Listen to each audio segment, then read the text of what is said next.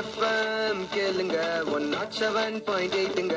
Sona FM இது Sona FM. Sona FM 107.8 சமுதாய வானொலியில் மலையோரம் வீசும் காற்று.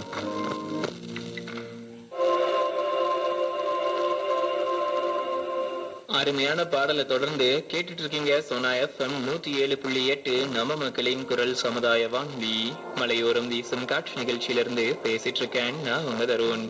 நம்ம நிகழ்ச்சியோட இந்த பகுதியில எப்பயுமே பழங்குடியின மற்றும் மலைவாழ் மக்களை பத்தியும் அவங்களோட கலாச்சாரம், மொழி, இலக்கியம், அவங்களோட வாழ்க்கை முறை பத்தியும் சில சுவாரஸ்யமான விஷயங்களை தெரிஞ்சுப்போம். அப்படி இன்னைக்கு கென்யால வசிக்கக்கூடிய கிகியு அப்படின்னு சொல்லக்கூடிய மக்களோட மொழி மற்றும் இலக்கியத்தை பத்தி தாங்க சில சுவாரஸ்யமான விஷயங்களை தெரிஞ்சுக்க போறோம். கிகியு மக்கள் தங்களோட சொந்த மொழியான கிகியு மொழியை தான் பேசிட்டு வராங்க. இது பாண்டு மொழி குடும்பத்தை சேர்ந்ததா இருக்குங்க. கூடுதலா பலர் கென்யாவோட 2வது அதிகாரப்பூர்வமான மொழிகளான ஸ்வாஹிலி மற்றும் ஆங்கிலத்தை லிங்குவா பிராங்காவா பேசிட்டு வராங்க. காலனித்துவத்துக்கு முந்தைய கலப்பு திருமணங்கள் காரணமா கிகியு மக்கள் சில பாண்டு சமூகங்களோட நெருங்கிய தொடர்புடையவர்களா இருக்காங்க. இந்த சமூகங்கள் எம்பு, மேரு மற்றும் அகம்பர் மக்லாவர். அவங்க கென்யா மலையை சுத்தி வசிச்சுட்டு வராங்க.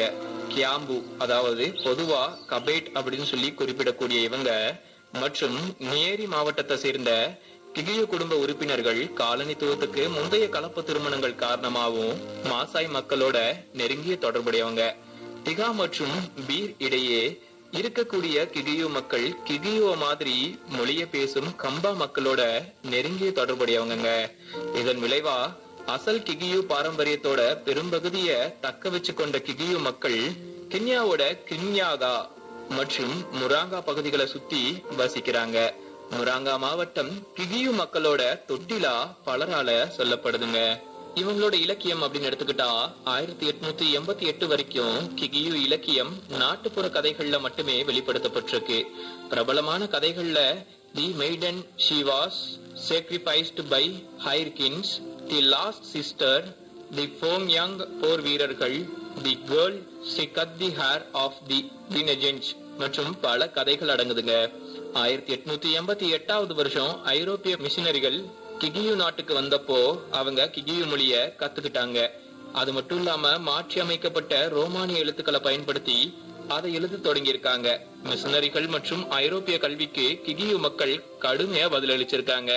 அவங்களுக்கு கல்விக்காக அதிக அணுகல் மற்றும் அவங்களோட நாட்டுல புதிய பண பொருளாதாரம், அரசியல் மாற்றங்கள்ல ஈடுபடுவதற்கான வாய்ப்புகள் இருந்திருக்குங்க.